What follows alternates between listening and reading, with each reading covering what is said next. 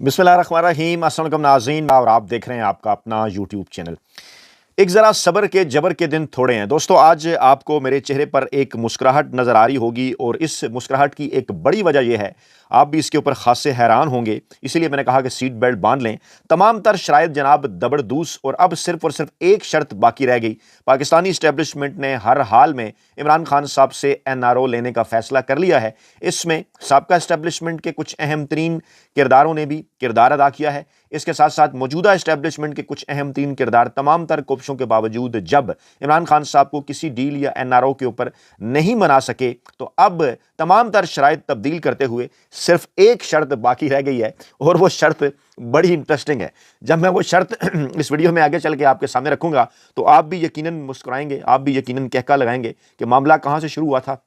माफ़ी तलाफ़ी से लेकर, और कहाँ पर आकर रुका है। और सूरत हाल ये है कि कहा यह जा रहा है कि जनाब आपको तो 1 घंटे के अंदर रहा किया जा सकता है। इमरान खान साहब, आपने हमारी सिर्फ एक शर्त माननी है। अगर आप ये एक शर्त तस्लीम कर लें, तो आपको अगले 1 घंटे के अंदर जो है वो रहा कर दिया जाएगा। हमारी तलात ये भी है कि सिर्फ और सिर्फ 24 घंटे के अंदर पाकिस्तानी इस्टेब्लिशमेंट की जानिब से इमरान खान साहब की फैमिली, इमरान खान साहब के एक दोस्त क्रिकेट के ज़माने के बुशरा बीबी साहबा की फैमिली, और एक अहम तरीन सऊदी शख्सियत के साथ राब्ता किया गया है। और ये तमाम राब्ते 4 के 4 24 घंटों के अंदर हुए हैं, क्योंकि वक्त कम है। कहा यह जा रहा है कि पाकिस्तान तहरीक इंसाफ की जानिब से 8 फरवरी 2026 की जिस तहरीक का ऐलान किया गया है, जिसका मोमेंटम इस वक्त पाकिस्तान की 7 इकाइयों में अपने अरूज पर है, इस मोमेंटम को देखते हुए पाकिस्तान के रवायती सियासी माफिया की ठीक ठाक क्लास भी हुई है। इस्टेब्लिशमेंट के हाथों नून लीग की पॉलिसी भी मुकम्मल तौर पर नाकाम साबित हुई। पंजाब के अंदर जब सुहेल खान अफरीदी साहब पहुंचे,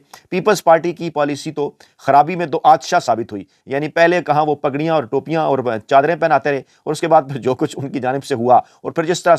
तरह से सिंधी अवाम का, पाकिस्तान की अवाम का जैसा कि रद्द अमल आया, वो जनाब आपके सामने है। अच्छा, सिंध के असरात तक पहुँचा करते हैं सियासी बलोचिस्तान भी, वो जनाब वहाँ पर पहुँचे। सिंध से लोग निकले, अंदरून सिंध से लोग निकले बड़ी तादाद में। तो उसके बाद फिर क्या हुआ कि बलूचिस्तान के गली गली, मोहल्ले मोहल्ले से नौजवान और उधेड़ेमर लोगों की, स्टूडेंट्स की, खवातीन की, दीगर लोगों की, प्रोफेशनल्स की रैलियाँ निकलने लगी। और पहली मरतबा बलूचिस्तान की सियासी तारीख के अंदर गुज़श्ता तकरीबन 75 वर्षों में पहली मरतबा यह हुआ कि एक ऐसा सियासतदान, जो कि सिर्फ बलूचिस्तान का कौम परस्त सियासतदान नहीं बल्कि पूरी पाकिस्तानी अवाम का सियासतदान है, और जिसकी पार्टी यकसा मकबूल है पाकिस्तान की तमाम तर 7 इकाइयों में। जब मैं 7 इकाइयों का जिक्र करता हूँ ना, तो आप इसको अपने पास नोट कर लिया करें कि इसके अंदर बलूचिस्तान है, इसके अंदर सिंध है, इसके अंदर सूबा पंजाब है, इसके अंदर खैबर पख्तूनख्वा है, इसके अंदर इस्लामाबाद है, इसके अंदर कश्मीर है, और इसके अंदर गिलगित बल्तिस्तान है। और ये जिन 7 इकाइयों के मैंने आपके सामने नाम रखे, गुज़श्ता वीडियो में मैंने आपको एक फुटेज दिखाई थी सिंध से, KPK से और पंजाब से। आप दोबारा जाकर वो वीडियो देखें, वो बड़ी तेज़ी के साथ वायरल भी हो रही है सोशल मीडिया के ऊपर, और बड़े ही ज़बरदस्त अंदाज में प्रेजेंट की गई है, जिसमें यह वाज़ेह अंदाज में नज़र आ रहा है कि किस तरह से तीनों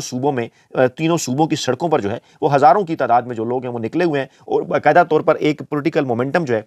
वो जनाब बनाकर रख दिया गया है। और ख़ास तौर पर कल जो कुछ हुआ हज़ारा के अंदर, हवेलियां से लेकर, हरीपुर से लेकर, एबटाबाद से लेकर मानसेरा तक, यानी कि सुबह जब ये सिलसिला दोपहर को शुरू हुआ और रात के जब अपने अरूज पर पहुंचा, तो जिस किसी भी जगह पर सुहेल खान अफरीदी साहब ने स्टे किया, वहाँ पर अवाम ने उनका क्या ही शानदार इस्तकबाल किया। और जहाँ जहाँ सुहेल खान अफरीदी साहब ने तकरीर की, वहाँ पर जो पब्लिक थी ना, वो पूरी तरह से चार्ज थी। अच्छा, इसी दौरान तहरीक तहफ़्फ़ुज़ आइन पाकिस्तान सिंध के अंदर, कराची के अंदर मेहनत कर रहा है। वो वहाँ पर जनाब अवामी राब्ता मुहिम जारी रखे हुए हैं। सिंध की कौम परस्त जमातों के साथ भी उनके राब्ते हैं। अगले फेज़ के अंदर महमूद खान अचकज़ई साहब बलूचिस्तान भी जाना चाहते हैं, उनका ताल्लुक बलूचिस्तान के साथ है, वो बलूचिस्तान की कौम परस्त जमातों से भी राब्ता करेंगे। उसके बाद जनाब इतलात ये भी आ रही हैं कि जहां एक जज्बा खैर सगाली के तौर पर बड़ा एहसान जताने के लिए कहा गया कि देखिए जनाब, हमने तो महमूद खान अचकज़ई साहब को कौमी असम्बली में अपोजिशन लीडर मुकर्रर कर दिया है, हम तो जनाब अब अल्लामा राजा नासिर अब्बास साहब को सेनेट के अंदर अपोजिशन लीडर नामजद कर देंगे, हम इमरान खान साहब के साथ मुफाहमत का दरवाज़ा खोलना चाहते हैं।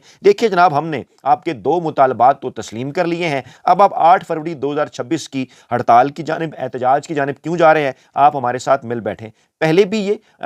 इसी तरह से कर चुके हैं जनाब। फरवरी 2024 से लेके अभी फरवरी 2026 तक पाकिस्तान तहरीक इंसाफ ने जब जब भी कॉल दी, उसके बाद इस किस्म की ऑफर्स भी आई, इस किस्म की खबरें भी आई, हमने इनके ऊपर वीडियोस भी की। बाज़ यार दोस्त इल्ज़ामात लगाते रहे कि ये कोई एजेंडा है, या हम इस किस्म का एजेंडा करना शुरू कर देते हैं, जो है वो आपसे शेयर करना शुरू कर देते हैं कि जनाब कोई ऑफर हुई है। तो जनाब जो चीज़ होती है वो हम सामने लाते हैं, और साथ आपको ये भी बताते हैं कि ये ऑफर्स क्यों की जा रही हैं और इस तमाम दर चीज़ों के पीछे कौन है। तो अब भी हम बार बार अपने इस प्लेटफॉर्म को पर پر آپ کو ایک بار بار بار بتا رہے ہیں کہ معاملہ صرف اور صرف یہ ہے کہ ماضی میں بھی اسی طرح سے کوششیں کر کے چیٹ کیا گیا اور اب بھی مقصد ان تمام تر کوششوں کا چیٹ کرنا ہے، لیکن کیونکہ ہم نے خبر آپ تک پہنچانی ہے، جو ڈیولپمنٹ ہونی ہے وہ تو ہم نے آپ کے سامنے رکھنی ہے، کیونکہ میڈیا نہیں رکھ رہا۔ آج کی ڈیولپمنٹ اس لیے بھی ڈیفرنٹ ہے جو بار بار میرے چہرے کے اوپر ایک مسکراہٹ بھی لے آتی ہے، کیونکہ اب شرط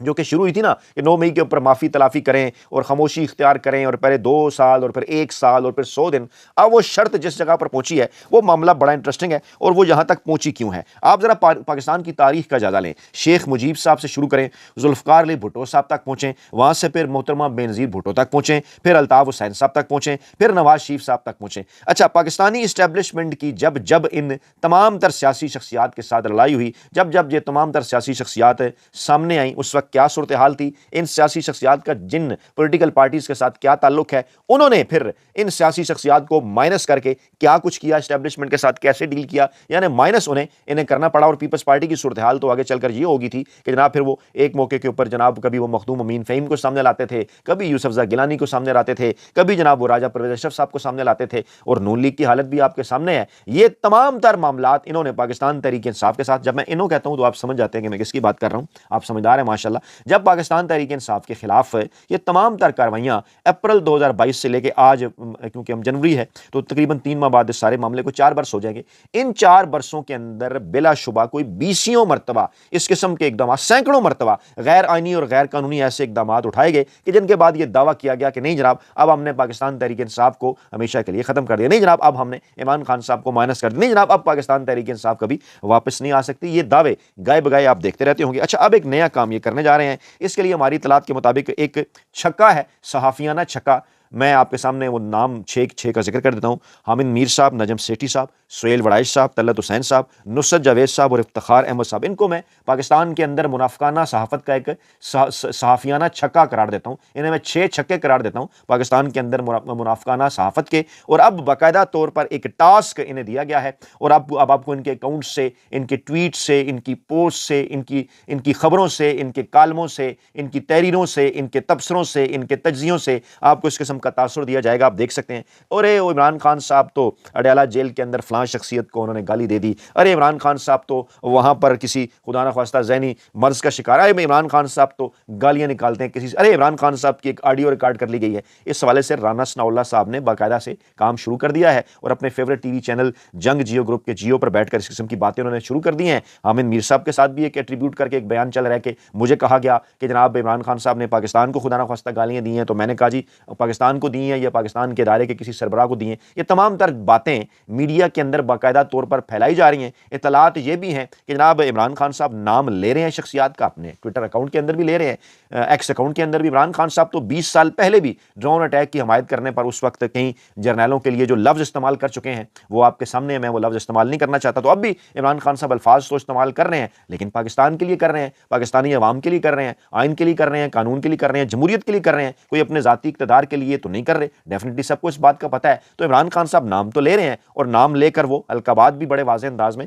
اپنے ایکس اکاؤنٹ میں بھی وہ پوسٹ کرتے ہیں، لیکن اب یہاں پر یہ کرنا کیا چاہ رہے ہیں کہ اسی آڈیو کو یہ آرٹیفیشل انٹیلیجنس کے ساتھ ٹریٹ کر کے اپنی مرضی کی ایک آڈیو بنا کر اس کے کچھ مطالب اور معانی آئندہ چند دنوں میں آپ کو نظر آئیں گے۔ یعنی اس آخری فیز کے اندر اب یہ ہر طرح سے گرنے کو تیار ہے، اور اب یہ معاملات کو یہاں تک لے جا رہے ہیں۔ اچھا، اس دوران ہو کیا رہا ہے؟ رانا ثناء اللہ صاحب کا بیان سن لیں۔ عمران خان کا رویہ مشکلات کا سبب ہے۔ ہاں جی، رانا ثناء اللہ صاحب مسلسل تقریباً 2 ماہ سے اب ہم جی مذاکرات کرنا چاہتے ہیں، ہم جی بات چیت کرنا چاہتے ہیں، او جی پاکستان تحریک انصاف بھی بات کرنا چاہتے ہیں، او جی عمران خان صاحب راضی نہیں ہو رہے۔ تو بھائی آپ تو یہ کہتے تھے کہ ہم عمران خان صاحب کو گرا لیں گے، آپ تو یہ کہتے تھے ہم عمران خان صاحب کو کسی ڈیل پہ مجبور کر دیں گے، آپ تو کہتے تھے ہم چیخنے چلانے پہ مجبور کر دیں گے۔ تو پہلے آپ یہ بات تسلیم کریں نا، ان بٹوین دا لائنز بات نہ کریں، صاف آپ یہ بات تسلیم کریں کہ عمران خان صاحب کو قید میں کوئی تقریباً 900 دن ہونے والے ہیں، قید تنہائی مسلسل، پہلے بھی فیز آئے، اس فیز میں 75 دن ہونے والے ہیں۔ عمران خان نامی شخص آپ سے ٹوٹ نہیں رہا، وہ کھڑا ہے ڈٹ کے، وہ کہہ رہا ہے کہ میں جو مذاکرات کی بات کر رہا ہوں نا اسٹیبلشمنٹ کے ساتھ، اس کے بدلے میں کوئی رہائی نہیں مانگ رہا، اس کے بدلے میں کوئی ڈیل نہیں مانگ رہا، اس کے بدلے میں یہ کہہ رہا ہوں کہ ہمیں ہمارا مینڈیٹ واپس کیا جائے۔ یہ اقتدار پاکستان تحریک انصاف کا حق تھا۔ 8 فروری 2024 کو عوام نے انہیں ووٹ دیے، آپ نے لا کر مینڈیٹ چوروں کو بٹھا دیا، اور اوپر سے آپ نے ان کی سرپرستی شروع کر دی۔ تو اس لیے وہ اسٹیبلشمنٹ کے ساتھ مذاکرات کرنا چاہتے ہیں، اس لیے نہیں کہ وہ ان سے کوئی رہائی حاصل کرنا چاہتے ہیں۔ تو رانا ثناء اللہ صاحب کا یہ بے چارگی زدہ بیان، ایک بے بسی کی تصویر بنا بیان بیان آپ کے سامنے ہے جس میں وہ کہتے ہیں جناب عمران خان صاحب کا رویہ ہمارے لیے مشکل ہے۔ اچھا، ایک چیز اور جو اس وقت بڑی تیزی کے ساتھ وائرل ہے وہ جناب BBC کی ایک تحریر ہے، جس تحریر کی جو ہے وہ جس کو کہتے ہیں نا کرکس اس کا یہ ہے، جس کی ہیڈ لائن یہ ہے کہ عمران خان باہر تھا تو بھی آپ کو پریشانی تھی، عمران خان اب اندر ہے تو بھی آپ کو پریشانی ہے۔ تو آپ نے کیا کمال کر دکھایا، آپ نے کیا کر دکھایا؟ ماضی میں شاید آپ کا آمنا سامنا جن سیاستدانوں کے ساتھ ہوا جن کے نام میں دوبارہ کہہ دیتا ہوں، شیخ مجیب ہوں، ذوالفقار علی بھٹو ہوں، بے نظیر بھٹو ہوں، الطاف حسین ہوں، نواز شریف ہوں، آپ ان کے انجام سے ڈرایا کرتے تھے۔ ہم اس پلیٹ فارم پر اپنے سیاسی معلومات کی روشنی میں اور اپنی آبزرویشن کی روشنی میں بار بار اس بات کا دعویٰ کر چکے ہیں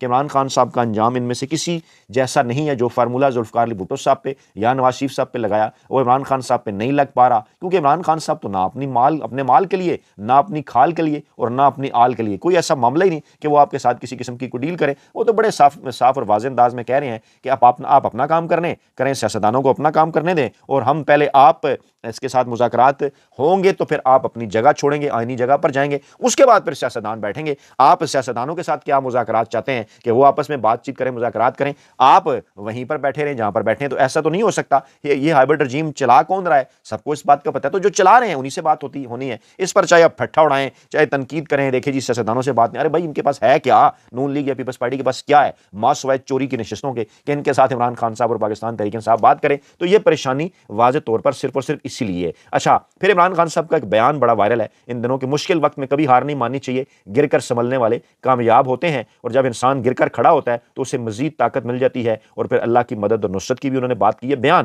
عمران خان صاحب کا تیزی سے وائرل ہے کہ جنون اور ٹیلنٹ کو کوئی شکست نہیں دے سکتا، جو شخص خود غرض ہوتا ہے وہ کبھی بڑا انسان نہیں بنتا، اور تاریخ ہمیشہ انہیں یاد کرتی ہے جو انسانیت کے لیے کچھ کرتے ہیں، جبکہ پیسے کو اپنی کائنات سمجھنے والے لوگوں میں بہت کم لوگ ایسے ہوتے ہیں جنہیں پرسکون نیند آتی ہو۔ یہ بیان کیوں وائرل ہو رہا ہے آپ بھی جانتے ہیں، میں بھی۔ پھر انٹرنیشنل میڈیا لکھ رہا ہے کرشماتی عوامیت عمران خان اور پاکستان، اور پھر آگے چل کر وہ بات کر رہا ہے کہ اس وقت طویل عرصے سے سیاستدانوں کے اندر حالیہ ماضی کی مستقبل کی تاریخ ایک ہی نام ہے نمایاں، جو کہ کشش انگیز عوامیت پسندی جسے کہتے ہیں۔ پاکستان کی سیاسی تاریخ میں اس عوامیت پسندی کی سب سے نمایاں مثال کون ہے؟ سابق وزیر اعظم عمران خان، جو اس وقت قید میں ہیں، پاکستان تحریک انصاف کے سربراہ ہیں، اور ان کا سیاست میں ابھرنا ہو اور ان کا کرکٹنگ کیریئر ہو، یہ تمام تر چیزیں جس طرح سے وہ آگے آئے، ان کی یہ کوالٹیز کا ذکر کرتے ہوئے وہ بین الاقوامی میڈیا یہ بات کر رہا ہے کہ وہ ایک ایسی شخصیت ہیں جو قید میں رہتے ہوئے بھی پاکستان کی تمام تر سیاست صرف اور صرف ان کے گرد گھوم رہی ہے۔ تو جناب اب آپ کو وہ ایک شرط بھی بتا دیتے ہیں۔ شرط جناب یہ ہے کہ اقتدار میں آ کر اگر عمران خان صاحب کسی کے خلاف کوئی قانونی کارروائی نہ کرنے کی تحریری ضمانت دے دیں تو ہم عمران خان صاحب کو رہا کر دیں گے۔ یعنی بات اب یہاں تک آ گئی ہے کہ عمران خان صاحب تحریری ضمانت دیں کہ وہ اقتدار میں آ کر کسی کے خلاف کوئی قانونی کارروائی نہیں کریں گے۔ حالانکہ تمام انہوں نے اپنی چیزیں، انہوں نے وہ جس کو کہتے ہیں نا کہ جناب انہوں نے وہ اپنے لیے وہ اس قسم کی چیزیں بھی لے لیں، اس قسم کی سہولیات بھی لے لیں کہ جناب عہدے بھی رہیں گے، وردیاں بھی رہیں گی، اور جناب علی وہ دنیا میں جو کہیں پر نہیں ہوتا کہ جناب قانون بھی لاگو نہیں ہوگا اور ہمارے اوپر کوئی کیسز بھی نہیں ہو سکیں گے۔ یہ تمام تر استثناء لینے کے باوجود خوف پھر بھی اس بات کا ہے کہ کہیں عمران خان آگے تو ہمارے خلاف کارروائی نہ ہو جائے، اس لیے اب اس کی تحریری ضمانت جو ہے وہ مانگی جا رہی ہے۔ اس والے سے مزید تفصیلات بھی آپ کے سامنے اگلی ویڈیو میں رکھیں گے۔ اپنا بہت خیال رکھیے گا، دعاؤں میں یاد رکھیے گا۔ نئی ویڈیو کے ساتھ جلد حاضر ہوں گے۔ اللہ نے کے بعد